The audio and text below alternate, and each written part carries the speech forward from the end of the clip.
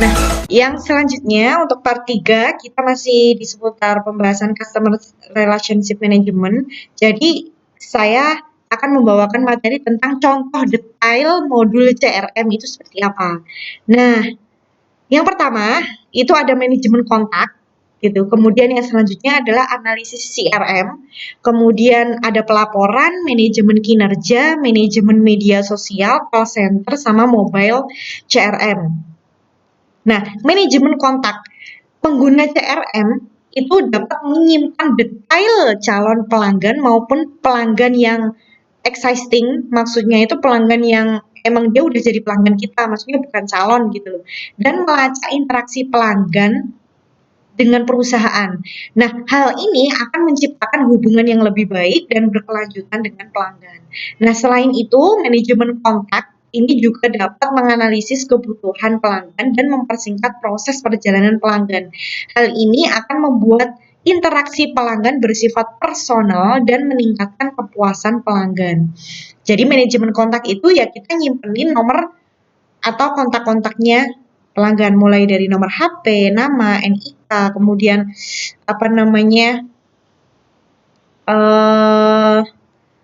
interaksinya, maksudnya kayak dia pertama kali kenal produk itu dari mana, kayak gitu. Terus apa namanya sama proses-proses penjualan, transaksi penjualannya ya. Jadi kayak mereka itu lebih sering. Jadi ketika transaksi Hanifah tadi transaksi facial, misalkan dia langsung masuk ke manajemen kontak bahwa dia telah melaksanakan facial 1 kali. Nanti kalau facial lagi, facial itu adalah 2 kali, facial yang sama lagi 3 kali. Nanti kalau facial beda jenis lagi nanti diklasifikasikan berbeda gitu.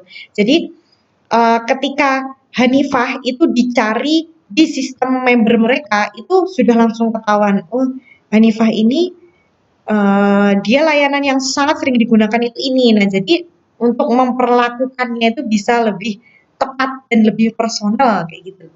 Nah, yang selanjutnya adalah analisis CRM.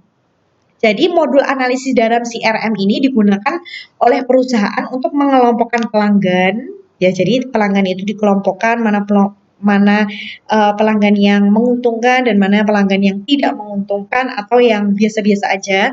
Kemudian menganalisis keuntungan gitu kan, keuntungan dari masing-masing pelanggan ini dan memperoleh customer view secara 360 derajat dan memprediksi kesuksesan. Ini yang saya kasih contoh tadi, kebanyakan pelanggan pelanggan di skincare ternyata lebih sering untuk perawatan kulit yang berjerawat dan kebanyakan dari mereka itu kembali lagi kayak gitu loh. Jadi mereka bisa melihat citra skincare mereka itu apa sih di mata pelanggan. Oh, ternyata skincare ini dikenal sebagai skincare yang bisa menyelesaikan masalah jerawat seperti apapun jerawatnya. Nah, kayak gitu loh. Nah, kemudian analisis itu dia akan mengurangi kemungkinan waktu yang terbuang dan usaha yang sia-sia akibat pemahaman yang salah atau kurang tepat terhadap data yang ada.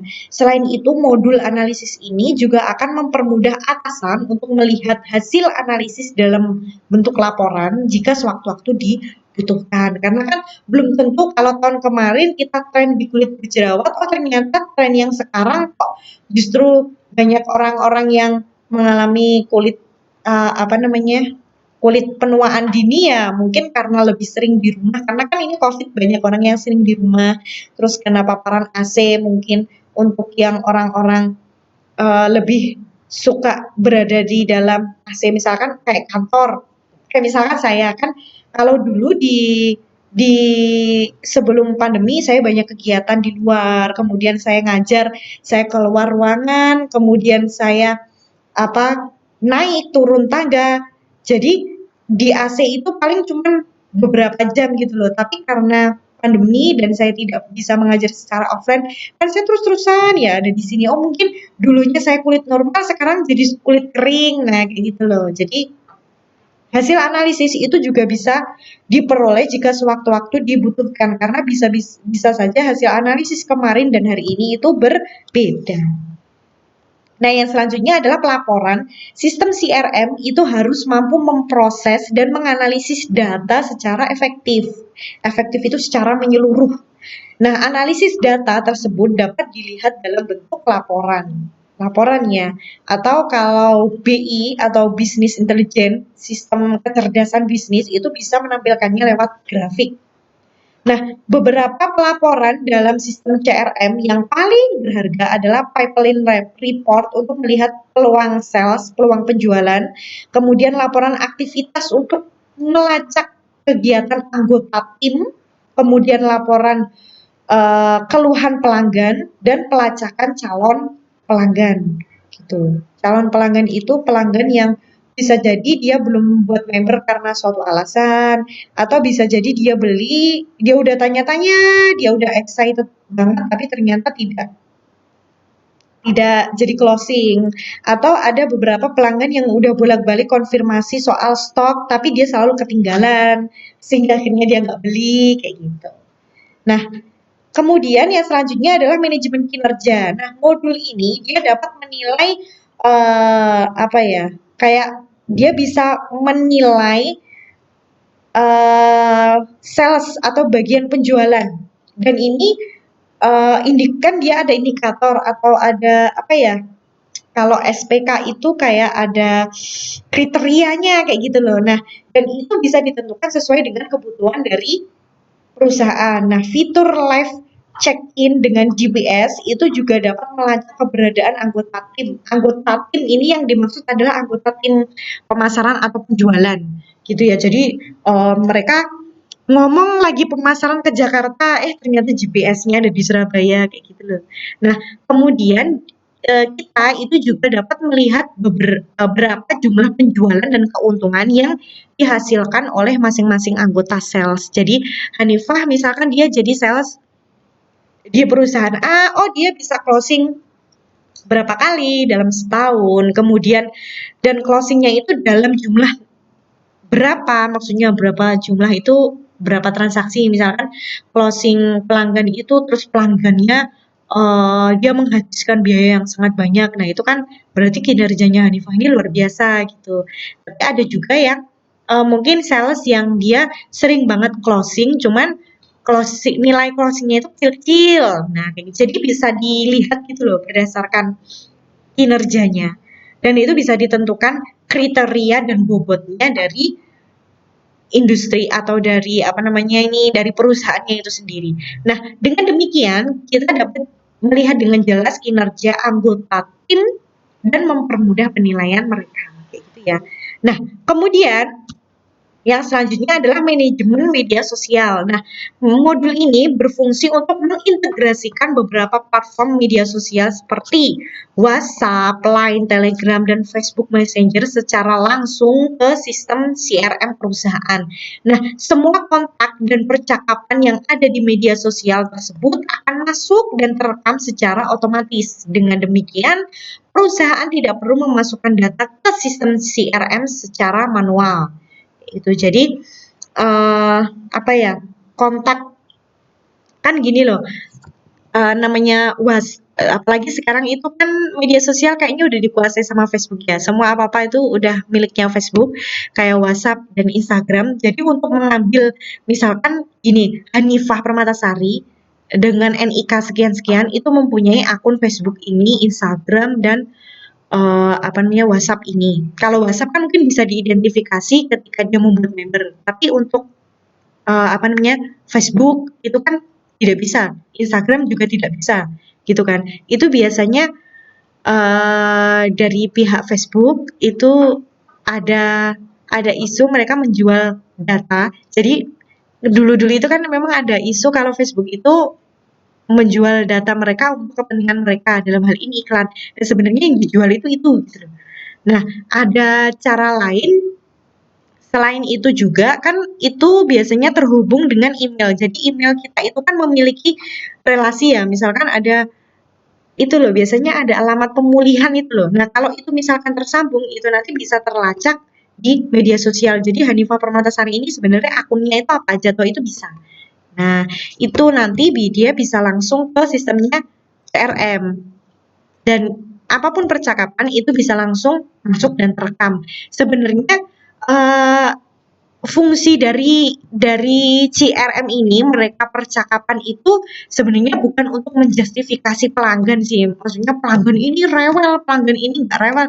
Sebenarnya nggak untuk itu, tetapi untuk memahami percakapan gitu loh. Jadi, oh Facebook Messenger ini ternyata lebih sering digunakan oleh pelanggan yang mengalami masalah ini. Kemudian untuk WhatsApp itu lebih sering digunakan oleh pelanggan di masalah ini gitu. Nah, kemudian dia juga bisa merekord semuanya dari percakapan-percakapan itu, diambil kunci-kunci intinya. Jadi beberapa masalah yang ditemui di lapangan itu seperti ini, kemudian penyelesaiannya nanti akan dibahas pada rapat jajaran tertinggi gitu loh.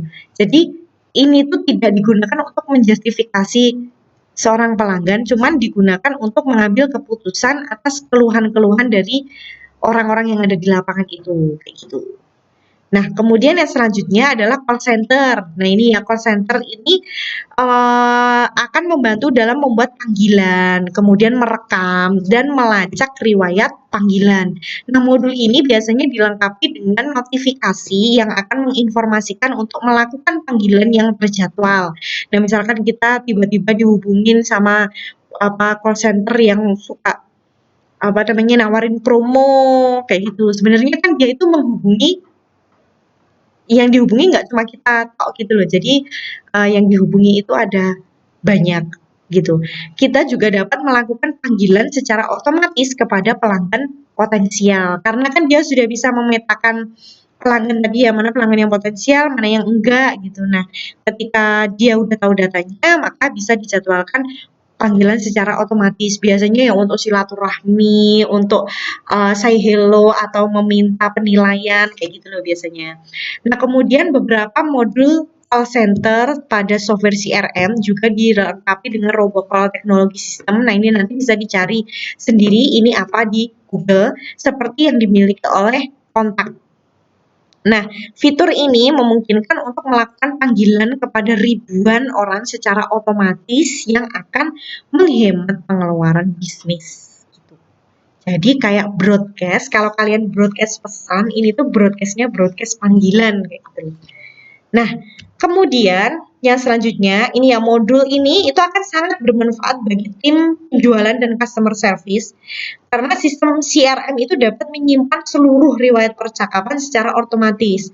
Nah, perusahaan dapat menggunakan ini untuk menilai kinerja tim customer service yaitu dengan melihat berapa banyak percakapan yang dilakukan, kemudian berapa lama percakapan yang terjadi, dan berapa jumlah pelanggan yang berhasil ditangani. Biasanya disajikan dalam bentuk grafik.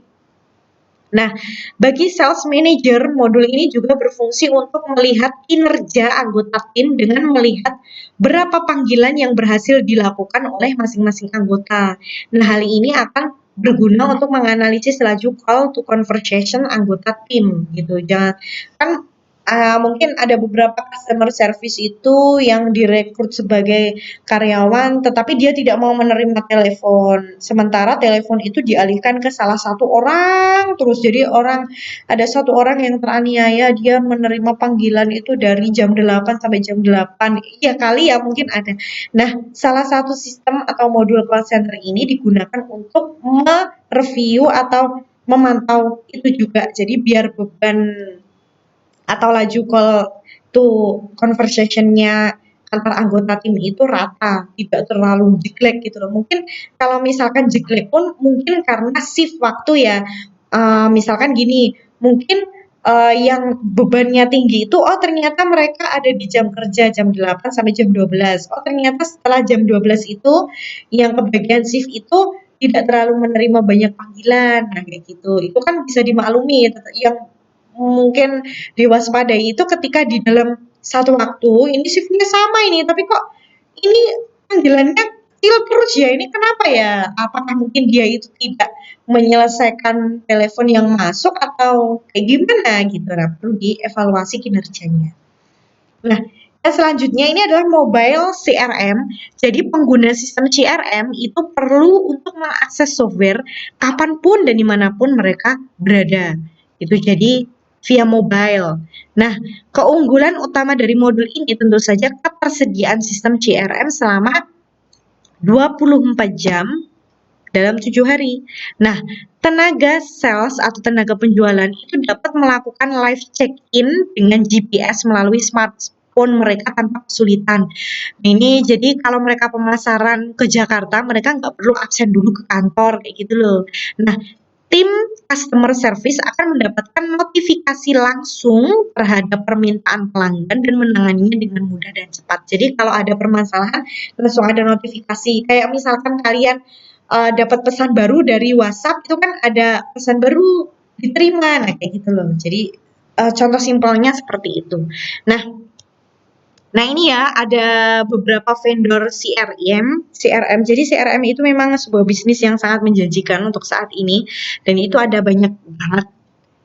Dan ini salah satu contohnya yang bisa digunakan atau bisa diimplementasikan oleh perusahaan. Perusahaan apapun itu gitu ya. Karena apa namanya? Mungkin di sini ada yang tanya kenapa kok nggak ada yang buat sendiri atau gimana gitu ya. Karena untuk proses pembuatan itu kan juga susah kan. Karena kita butuh riset dulu. Jadi misalkan buat teman-teman di sini yang ada keinginan mau membuat CRM, yang perlu diperhatikan bahwa CRM itu bukan seperti kotak saran atau chat online gitu ya. Biasanya yang sangat salah sering diartikan oleh mahasiswa itu gitu, hanya membuat chat online itu sudah termasuk CRM, padahal enggak. Seharusnya kita itu mengurangi intensitas pelanggan itu untuk ngechat kita, karena apa? Orang ngechat itu kan berarti dia ada masalah gitu loh. Kalau semakin banyak orang yang ngechat, berarti semakin informasi yang kita sajikan itu kurang dan semakin sistem kita itu nggak jelas gitu loh. Gitu ya. Kan logikanya seperti itu. Terus kalian mau chat online itu buat apa? Kecuali kalau chat online-nya itu nanti bisa di-generate, bisa ngambil kata-kata kunci, bisa mengelompokkan ke jenis keluhan, misalkan keluhannya ke pengiriman, keluhannya ke kualitas barang, atau keluhannya ke apa, itu jadi bisa dipetain gitu loh.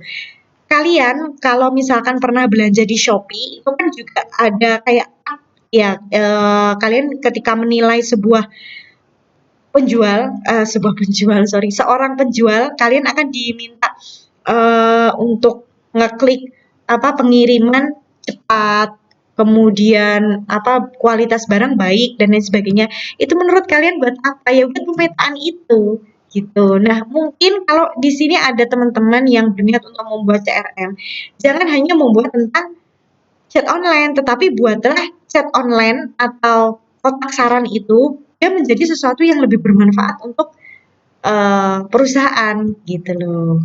Gitu ya.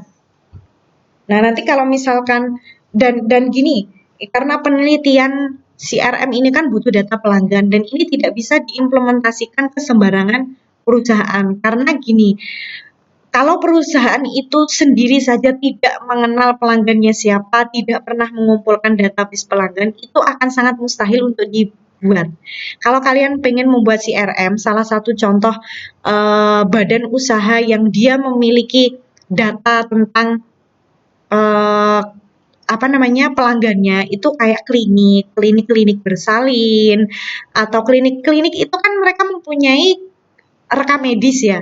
Nah, rekam medis itu bisa digunakan sebagai database pelanggan. Pelanggan dalam hal ini adalah pasien. Misalkan kalian mau ngasih aplikasi untuk merawat ibu hamil atau merawat lansia atau merawat orang yang suka batuk atau yang apalah, nanti kalian akan mengirimkan beberapa resep tradisional atau beberapa senam. Misalkan ada orang yang suka diet eh, kan ada ya apa kayak rumah diet gitu loh, misalkan kalian mau buat CRM di rumah diet ya kan udah pasti punya data pelanggan nih.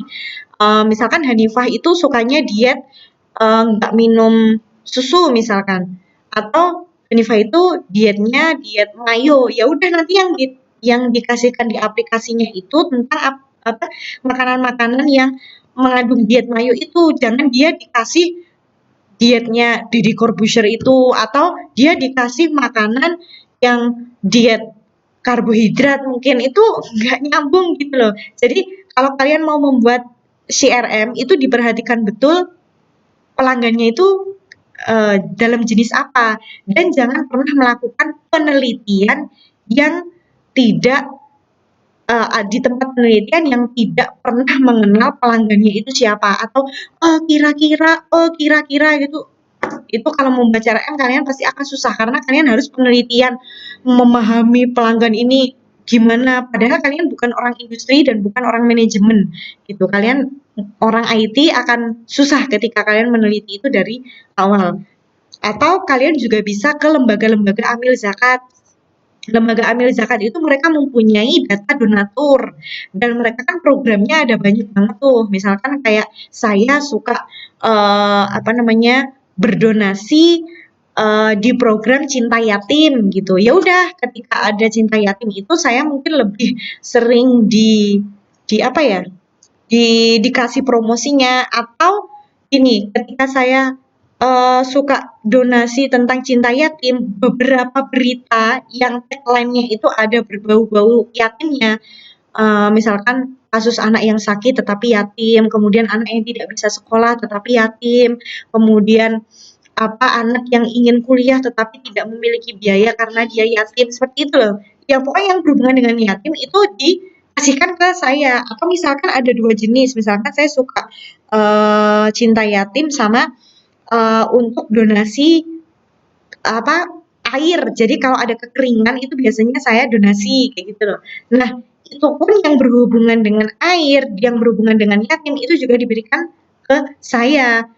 Sebenarnya satu atau dua itu boleh menawarkan yang lain, misalkan kayak saya ditawarin kurban atau saya ditawarin zakat fitrah, meskipun untuk program itu saya nggak pernah di lembaga amil zakat yang itu, misalkan saya lebih sering langsung, kalau kurban ya di masjid, kalau zakat fitrah ya langsung, misalkan seperti itu ya. Sesekali itu boleh, cuman jangan terlalu banyak spamming. Saya jadi dikirimin itu, terus saya jadi aplikasi saya jadi ditampilin soal itu terus gitu. Karena apa ya? Itu kayak akan percuma gitu loh. Kayak kita memasarkan sesuatu tetapi uh, tidak tahu yang kita pasarkan itu siapa gitu. Heeh. Ya contohnya kayak seperti itulah ya. Jadi kalau misalkan saran saya kalau memang mau membuat CRM, dipahami dulu instansinya, kemudian bisa apa namanya, tanya-tanya dulu soal pelanggan dan bagaimana mereka menyikapi pelanggan. Kalau mereka itu cuman lepas lepas masuk, maksudnya kayak misalkan Anda penelitian di PGS misalkan, itu kan penjualannya kan tidak memahami pelanggan yang, kecuali kalau pelanggan yang grosir ya, kalau grosir kan mereka karena udah kerja sama mereka paham. Tapi untuk pelanggan yang cuman beli satu, cuman beli dua, itu kan mereka nggak ngambil datanya kan. Nah, kalian kalau mau menerapkan CRM ke instansi yang seperti itu susah karena untuk tahu pelanggannya sendiri saja mereka tidak. Terus kalian mau buat sistem hubungan pelanggan, emang mau menghubungkan siapa kan gitu ya. Nah, untuk sesi yang selanjutnya mungkin bisa ditanyain waktu coaching proposal skripsi atau nanti bisa menghubungi saya secara pribadi. Gitu ya, untuk kalau misalkan ada yang minat dengan CRM ini. Oke, untuk part 1, part 2, dan part 3 sudah selesai. Kita akan lanjut ke materi yang selanjutnya di minggu depan.